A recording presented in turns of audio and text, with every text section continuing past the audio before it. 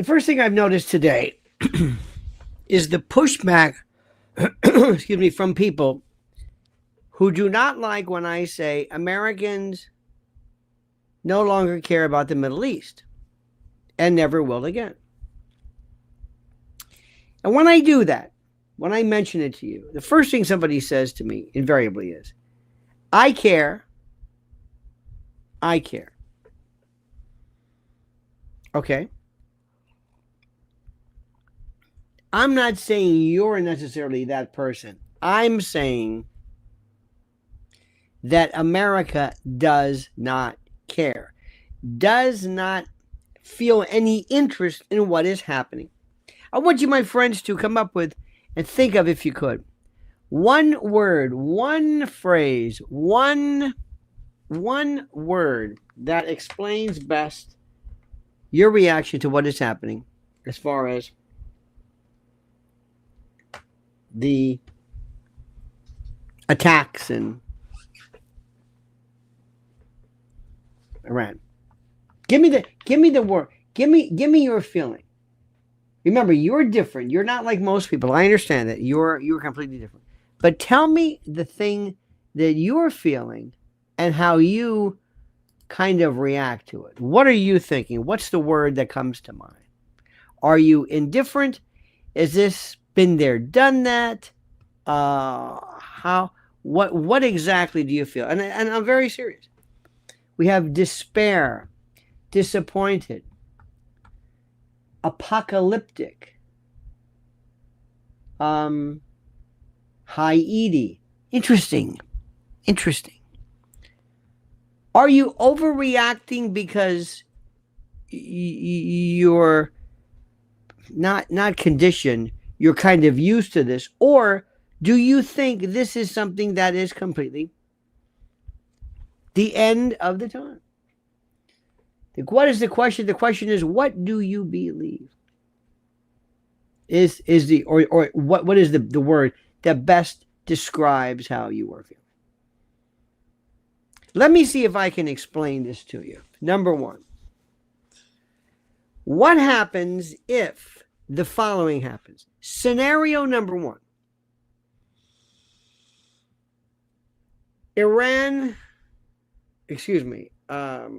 Israel, first of all, obliterates Gaza.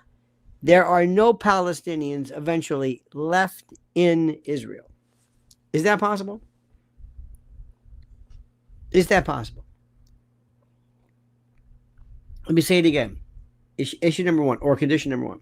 Israel, by virtue of its... And by the way, we need to speak about this because a lot of folks have a difficult time discussing this, and I can speak with you about it. By the way, July 19th at the cutting room, I want to remind you of that. We're not going to be talking about that there either, because this is something that people do not want to talk about. They do not want to talk about. I know WABC, I stay away from the issue because people sometimes, I think, want to talk about it in terms of hey, we're going to, beat them and all that kind of stuff. So I don't know what to say, but I digress. First situation, Israel continues as is, and through either ethnic cleansing or genocide or whatever, or apartheid, whatever the particular word is, whatever the phrase is, their problem exists or it goes away, and there are no Palestinians left there anymore. A few ones here and there, but that's number one. Do you see that is happening? Yeah, absolutely. Meaning that this could continue as is. Bibi Netanyahu, and whether you believe this or not, are you hearing that he's doing this because he's this far away from being indicted? Have you heard this story? Have you heard that? Could be. I mean, it's hard to say, but it very well could be. These are issues that I find fascinating. All right. That's number one. Number two. What do you think they are going to do when you're attacking Iran? Do you believe that their nuclear capability is just going to go away? Are they going to blow Iran off the map? What's the long term? Palestine is one thing. Palestinians are one thing. Gaza is one thing. Where do they think they're going with this? You don't think that Everybody from Lebanon to Russia to China are not going to come in and say, hey, we're going to help you out. Iran or whatever it is. I don't know. Where do they think this is going? They say there's more attack. Why? This is, and this is what scares me. This is not a preemptive attack. This is an act of war. Do you understand this? This is an act of war. I never thought we'd even get to that point. Let that sink in. Now, again, I am looking at this hypothetical American that I'm thinking of. This hypothetical American, okay? And in this hypothetical American, he looks at me and he says, look, you got to understand how this thing works. These are just this is the way it is. This is just the way it is. You're never going to change this. How many here seriously believe that Iran is the bad guy? How many? How many believe that Iran is a bad guy? That they're really an evil group, a theocratic evil? I'm serious. I'm not going to yell at you. How many people really believe this? How many of you really believe that that's exactly what this is? That the Iranians, that these people they're homicidal. And unless something is done to stop them, unless something is done to fix it, they are very seriously, they are dangerous. How many of you folks actually believe that? How many? Nope. Come on, somebody does? Anybody? No. No, Hillbilly says, I do. Hillbilly, why do you believe? I do somewhat, but not 100%. That they are evil. Think about this. That Iran, this country, these people, the Ayatollah, the clerisy, whoever, that they're evil. Evil. Do you believe that really? Do you really believe that? They're evil. That they're put on this planet to cause problems, to spread Islamist danger and lunacy. Do you believe this? They have beards and silly hats. Now, what this person wrote is precisely what more people believe than you can imagine. More people believe exactly that. They have funny hats, funny names, and they wear.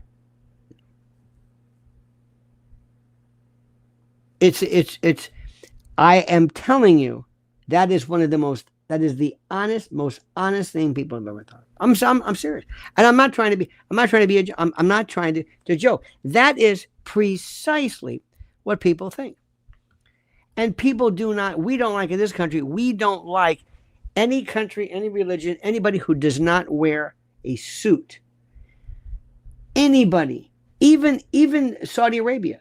Americans look at them and say, look, I know you're rich, but you're wearing sandals, Birkenstocks, and remember the old joke, a diaper and a fan belt on your head? Is that it? Americans think that. How many of you believe it's true? It's true. I'm even asking.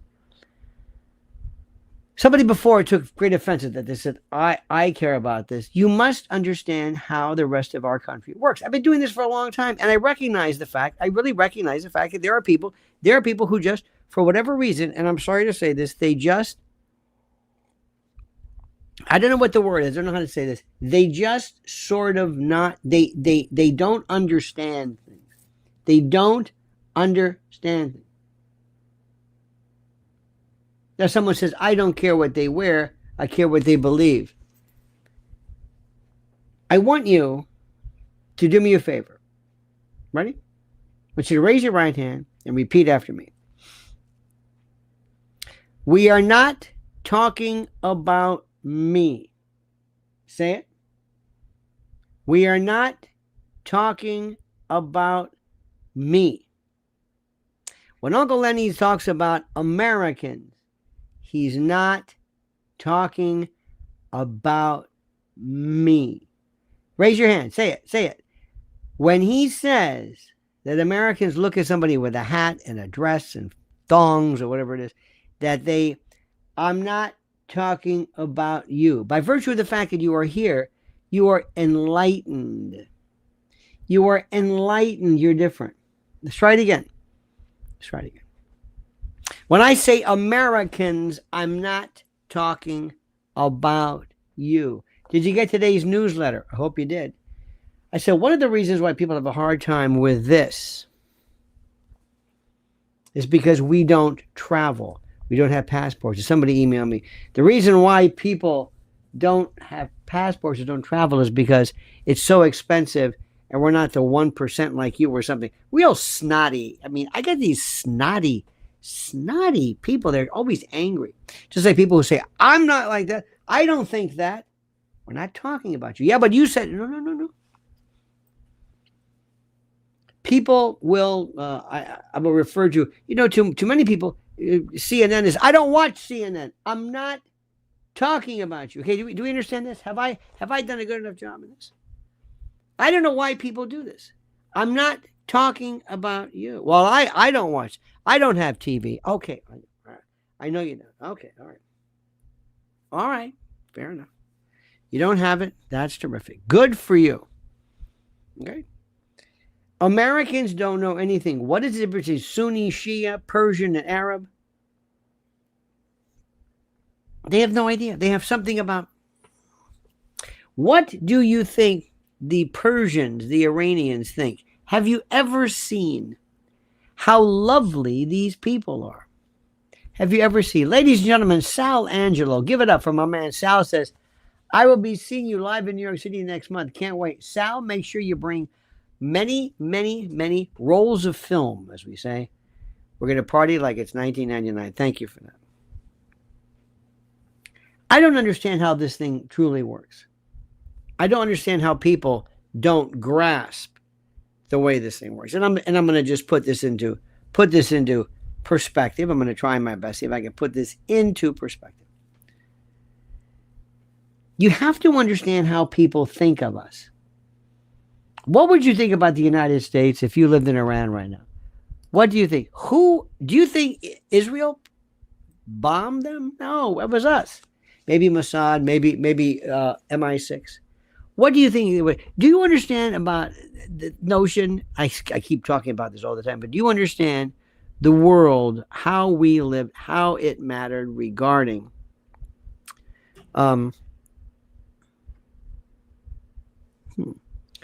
regarding Mossadegh in 1953? Think about what this is. Now, the other, I give you a couple of options. One option could be they bomb and nothing ever happens. They don't come here. It goes in history like first intifada, second intifada, this and this. It doesn't affect us. We will see. Do you understand that there are people representing various shows and you can watch them. I was listening before to the great Judge Napolitano, the great John Mearsheimer, Scott Ritter, going down the list. Everybody, everybody. Pictures of the rubble. Pictures. Great Max Blumenthal, investigating and discovering and exposing Palantir. Incredible. Do you understand and recognize that most people that we know, not you, but most people have no idea what that even means? None of what you're talking about. Who's dying? Where? Kids, women, children? And they'll say things in their mind. They'll say, well, look, that's just the way that is. That's the way. That is the way that is. You got to understand that's the way it is. And that is the way these people are. It's the way these people are. There's nothing I can do about it. There's nothing, I can't lose sleep. I don't know what it is. And they'll move on. During Vietnam War, do you remember Vietnam? Of course you do. During Vietnam, we were there was talk about, oh my God, the most horrible of basically almost close to a genocide. People being just blown apart, blown to smithereens in the most incredible of oh my God, it was just the most. And the thing about it is that when I brought it up, when I brought this to people's attention, at Vietnam, they said, well, that's Vietnam. That's what we have to do to get back at these Ruskies, to get back at the communists. That's the way it is. What do you want? If you want to make an omelet, you got to break a few eggs. This is simply the way it is. Why are you always bringing this up? And we told ourselves that. Do you understand what I'm saying? We told ourselves that it didn't make any difference, and we were doing this. How do you think Americans are going to care one way or the other about what happens in Gaza or Iran? Because as far as we're concerned, we're not doing it. Oh, okay, we're giving them some, and for some technology. Okay, fine. What are you going to do? Come on. Big deal, right? That's exactly what's going on. There was a time, my friend, years ago, I told you about this. I think I've talked about it with you. And it was this thing called the Milgram experiment. And the Milgram experiment was in 1960, I believe. It was at Yale University. And what it did was, the Milgram experiment was a fake, it was a phony type of piece. And what it was very interesting. It had, of all things in the world, it was this design where people believed, honest to God, they believed that they were actually seriously electrocuting people who were answering the wrong questions. It was a fake, an ersatz, I don't know what the word is, a lab. It was a lab. And these people were involved in this, whatever it was. Okay, fine. So people were shocking people. As far as they knew, they were shocking people to death, into unconsciousness. It was the most incredible thing. I remember seeing this as a kid. I couldn't believe it. It changed my life. That's who we are. When we believe that something is for a better good, we will look the other way and not even think twice about it. Do you hear what I'm saying? We won't think twice about it. That's who we are. That's the thing I want to try to tell you. That's the thing I want to try to tell you. That's the thing which I want to tell you more than anything else. And that's the thing which nobody seems to get in this world. Nobody gets it. Nobody understands it. We will look the other way. It doesn't matter to us. We will talk our ways. We will rationalize our way. Plus, we don't really care one way or the other because that's over there, and I understand it. But what I worry about more and more, and I can't get people to understand, is that, do you understand? We are maybe talking about triggering World War III, not just there, but also with Ukraine. That probably scares me even more. Right? That scares me more. And people look at me like I'm out of my mind. It doesn't make any difference to them whatsoever. Ladies and gentlemen, Kelly McKinnon joined us. Kelly, you are a delight. Thank you so much for your kindness, your beneficence, your charity. Thank you. Your grace. So that's this. Now, remember, we're going to be out there. How many of you have ever talked to people about this and they're saying, what are you talking about? You're an anti-Semite. What? That had nothing to do with Judaism. You know what I mean. You're talking about, don't you understand? This is about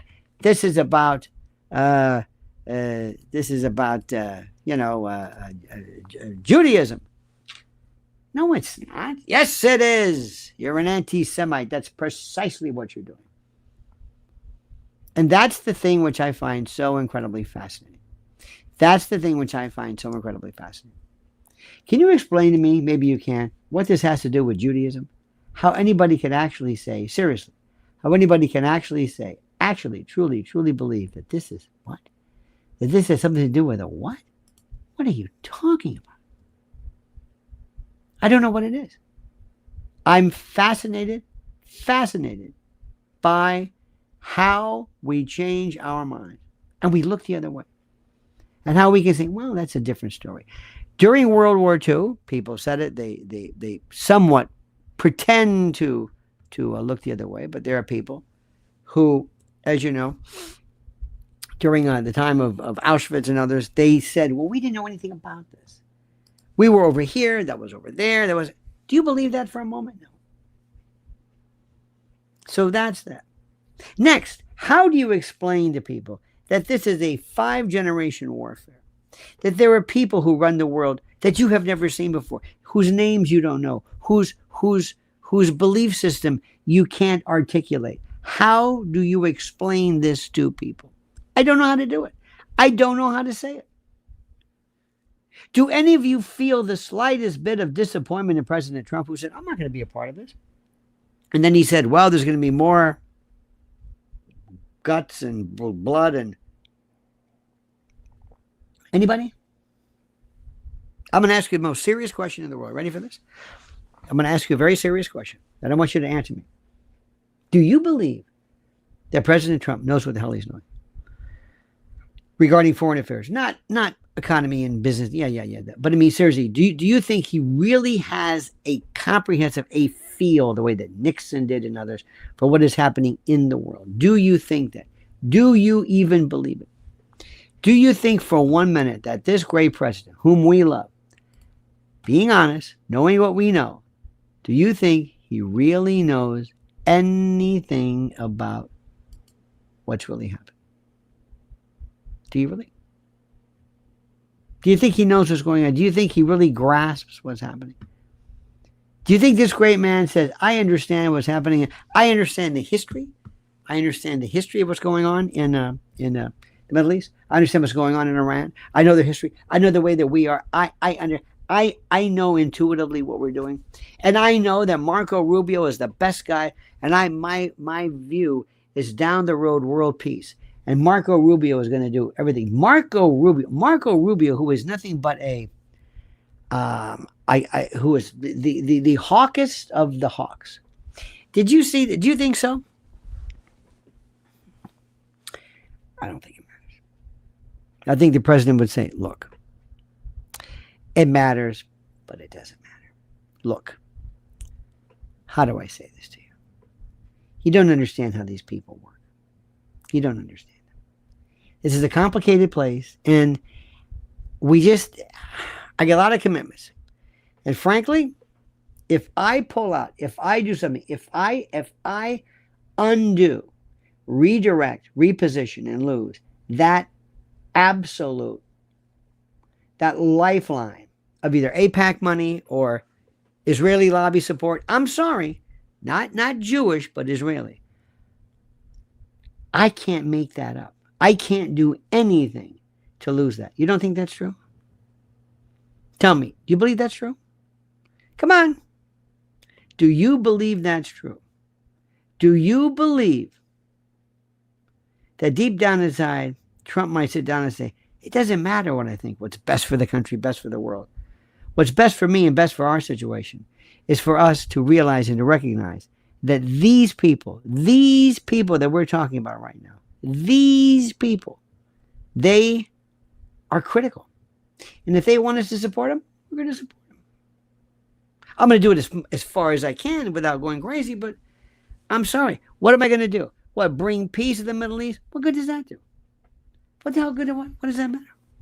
Let other people worry about this. Why do we have to figure this out? I don't know. This is the way it is. You don't think so? You don't think? Seriously? You don't think Trump would say to you, I'm not going to do anything to change that? Of course he is. Because he's not stupid. Do you really think, really honest to God, and let me just be honest with you. Do you think he really cares? Like he intuitively thinks Iranian people, do you know that those people, I want you to do yourself a favor. And I want you to spend a little time on YouTube looking at their food, their culture, their cuisine, their habits. And I want you to look at what they do. I mean it. Listen to how they look, how they act, how they sound. Farsi verses. They're not Arabic, they're Persian. That history, that incredible, their history is. And I want you to look at them. I want you to and realize these people are very nice. They're very nice, very smart, they're very cultured. They love us. They love us. They're not all theocratic. They're ripe for the picking if you want to foment a, quote, revolution. I don't know if I'm going to do that. They love us. Us. Our music. Do you remember right after the Shah of Iran, women were walking around constantly with bandages on their nose because they were getting nose jobs, because they thought for some reason that the Iranian nose or whatever, they wanted so much to look Western. You see it in other countries too that have skin lighteners and the like. Do you see what's happening? Do you see what's happening? They're there for us. What do you think they think about us now?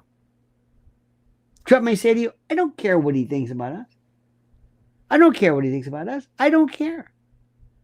Because if they like us, it doesn't help me. If the people of Iran think we're great, I'm going to lose billions ultimately from this very powerful, very successful lobby.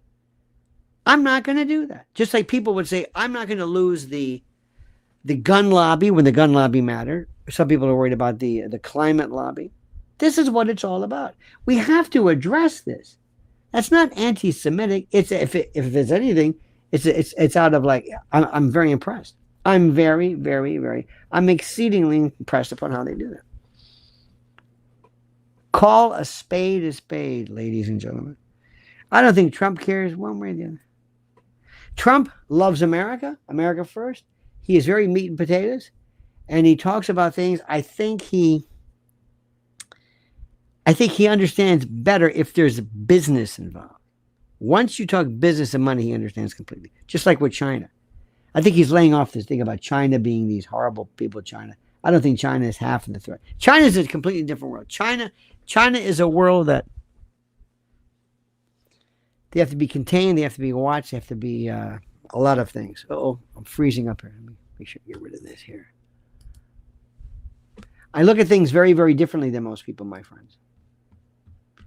And I realized that I watched when I was on WABC, and I'm sitting in there, and they have these various TVs that you can see. One of them was CNN, and then they had in the middle they've got MSDNC, and then this one Spectrum, which is this local cable, which nobody ever watches. And then inside they had Fox News. I turned it to watch Alice. The show Alice. Remember Alice with Linda Lavin and Vic Tayback? Alice. Polly Holiday or whatever. That's it. I couldn't take it anymore. I can't stand these people say, oohing and eyeing and saying, isn't this great? I was listening to a talk show host today who said, it's great, the precision. They're so great. They have the best intel. They're so great, the precision. I was listening to this, what's his name, Marandi from Iran. He was saying they were targeting apartment buildings. These weren't military installations. These are homes with people, regular like village, and they're so calm about it. Do you know what we would do if somebody attacked us? Do you know the way we would? You know how we would? I don't know how they act. They do this so calmly. Look, my friends. All I want you to think is just tell me you know what's going on. That's all. Don't fall for this storyline. Love the president. Tomorrow's his birthday. Tomorrow's the president's birthday. And in Washington, and this weekend, they're going to have that